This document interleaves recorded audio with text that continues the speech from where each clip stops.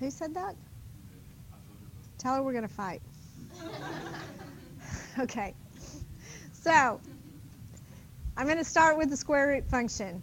And here's the table for the square root function. And the vertex of the square root function is at 0, 0. And we don't have any negative values because you can't take the square root of a negative number.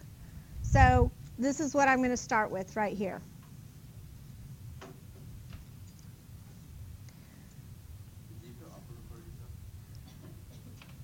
What? I don't listen to it. Oh. Okay, so where I do want to go to is this, though. I want to take this function and I want to do this. So which of my variables does the negative on the inside affect, x or y? It's a reflection over... Okay, so think about this. Which variable are you multiplying? Y, so you're reflecting over x. Okay. Is that what you said? I'm sorry, I thought you said the other way. I'm sorry. It's all right, Cardarius. I don't mind making fun of you. All right, so the y's are not going to change. But the x's, we're actually dividing by -1. So I get 0, -1, and -4. So when I graph that,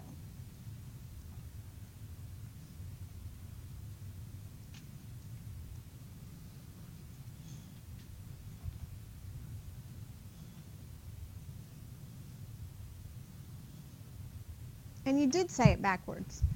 We multiply the x's, so it's a reflection over the y. It's not. We multiplied the x's, reflect over the y. Okay. So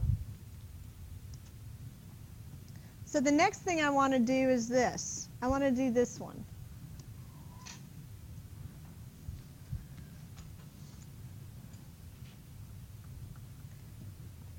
So I want to take my square root function, and what am I going to do with it? Move it up. I'm going to move it up 2, right?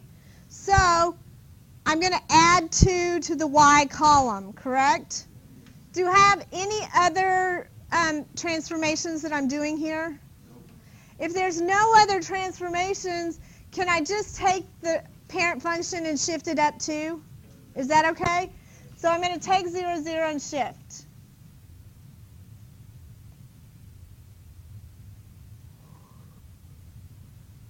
So I shifted the square root function up 2 because it's outside. That affects the y. That's an up shift.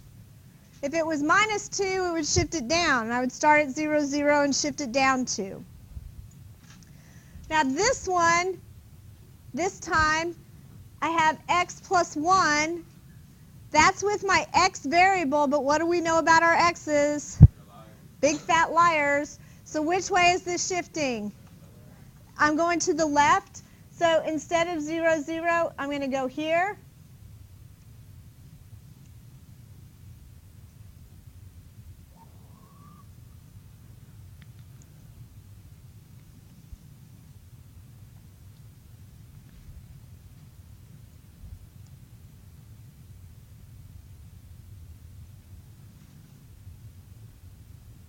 But here's where it does start making a difference. Because on the next one, now what am I doing? It's a reflection and a shift up. So these are both with the y column. So this stays the same. So I have to multiply the y column times -1 and add 1. Which one do I have to do first? So it's easy to remember because you have to follow the order of operations. So you have to multiply before you add. All right? So I'm going to multiply. So the original one is 0. 0 times -1 is still 0 plus 1 is 1. 1 times a -1 plus 1.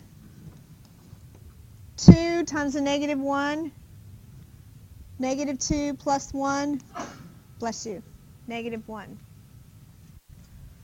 So I get 0, 1.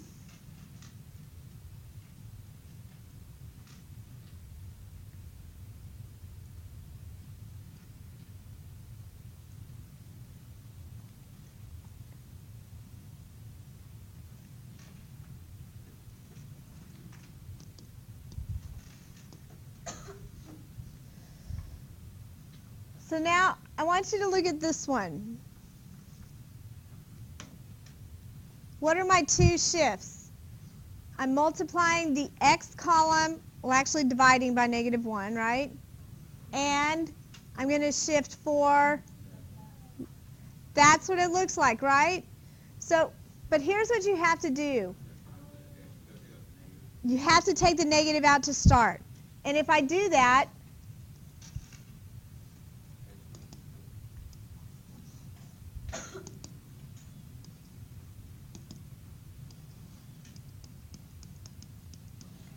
you have negative and the x minus 4. So I'm really going to divide by -1 and then shift which way? To the right. Okay? So when I do that, let's see, my numbers over here were 1, 0, 1, and 2. Is that right? And then 0 divided by -1 is still 0, and then plus 4. So this is 4. 1 divided by -1, 1 divided by -1 is -1, plus 4 is 3, and then 4 divided by -1 is -4, plus 4 is 0. Tell me where you're confused.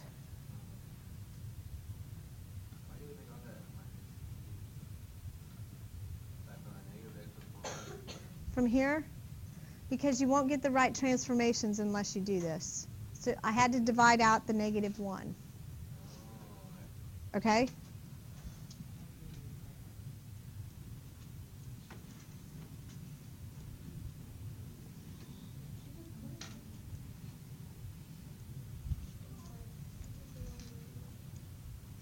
Okay?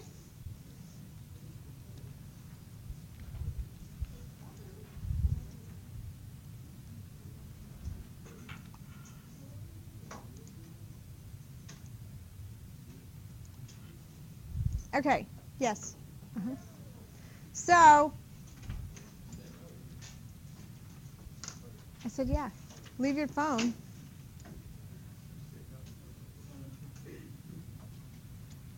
Okay, so on this one, I want to do the top 2 to start with. I know, I'm making it bigger. Is that better? Okay.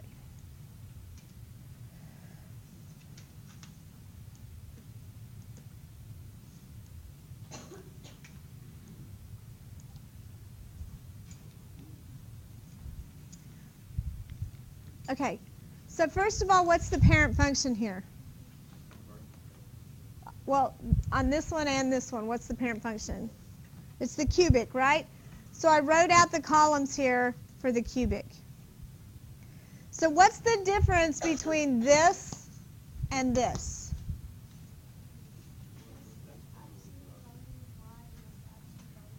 Okay, this is the absolute value of y. This is the absolute value of x.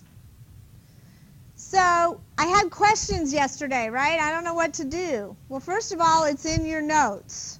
That's number 1. But the absolute value of y, what do I do to graph the absolute value of y? There's 2 steps. I keep what? Okay, so I'm going to write down the y values that are bigger than 1.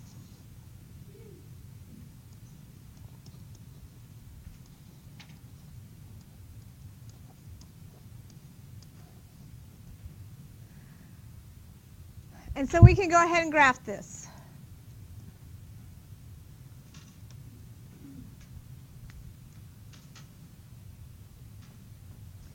And then what do I do with my negative numbers? I don't get rid of them. This one we reflect, which means make this positive. I change the negative y's to positive. So I have -2, +8, -1, +1. So when I do that, I get this. It kind of looks like a parabola, doesn't it?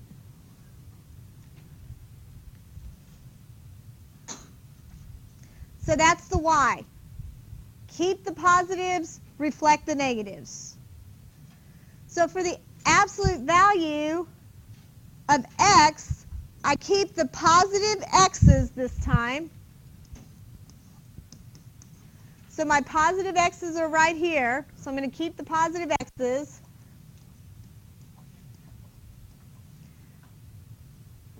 And let's graph those.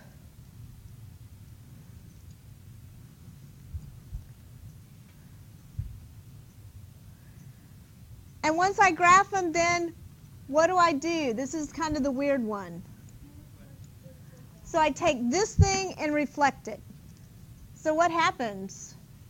It ends up being the same thing, right? We did different stuff, but it ended up being the same thing. But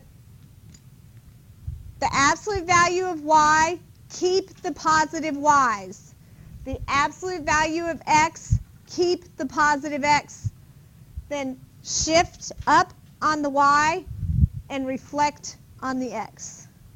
Okay? All right. So the next thing I want to do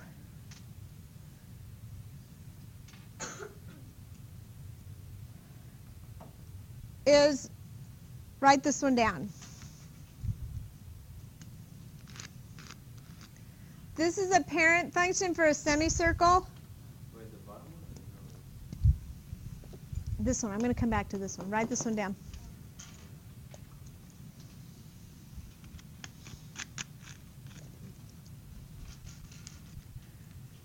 This is a 9. I'm sorry. There we go.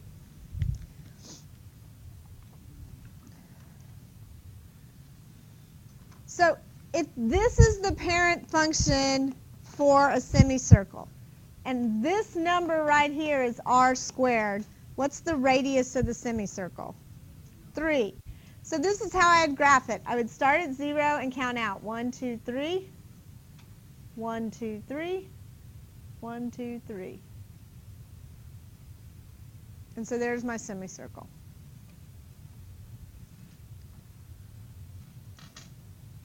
So if I wanted to shift the semicircle, if I shifted it up 2, what would I do?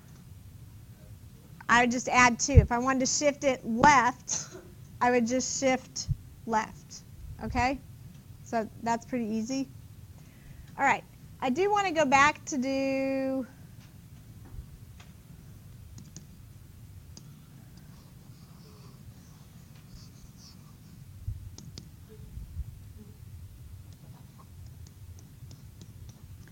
so which function is this? Rational. So if I graph a rational function, first of all, you have to put the asymptotes in. Yeah. It's one of your homework ones. I wanted you to see it. So once I have this, I have the asymptotes. And then what do I know? I only need 2 points for the rational.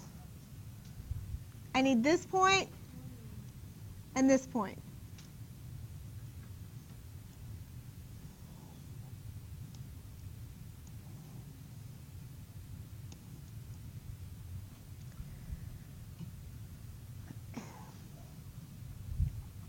So if I shift this,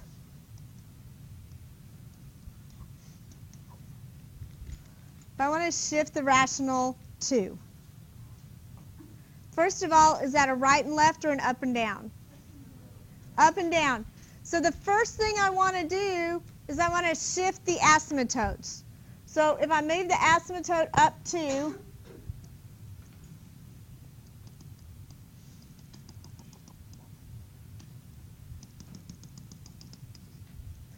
so once I shift the asymptotes, now where are those points? 1 here and 1 here. Easy peasy. Well, I'm just showing you because I think some of your shifts are with these on your homework, okay?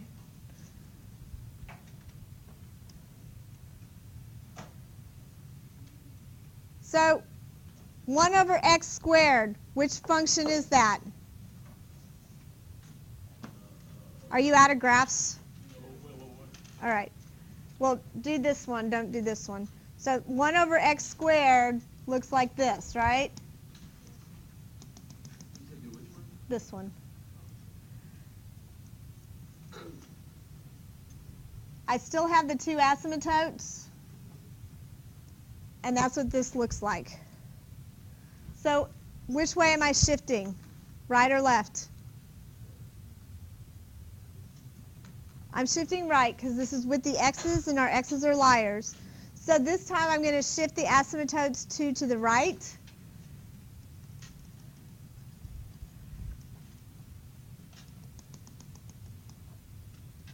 And then put my points in.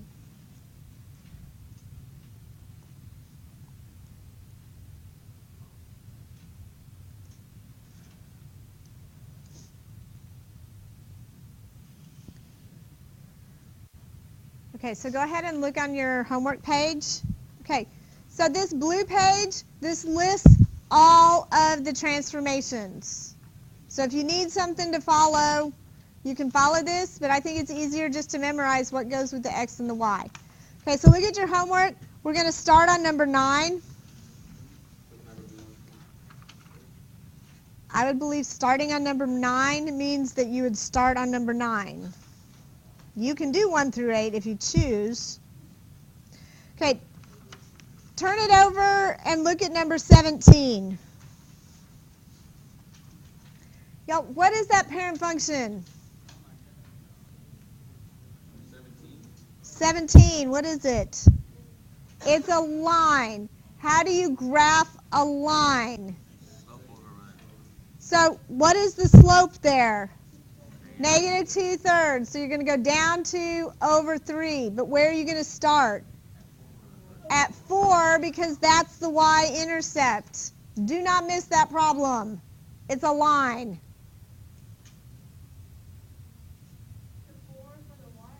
The 4 for the y-axis?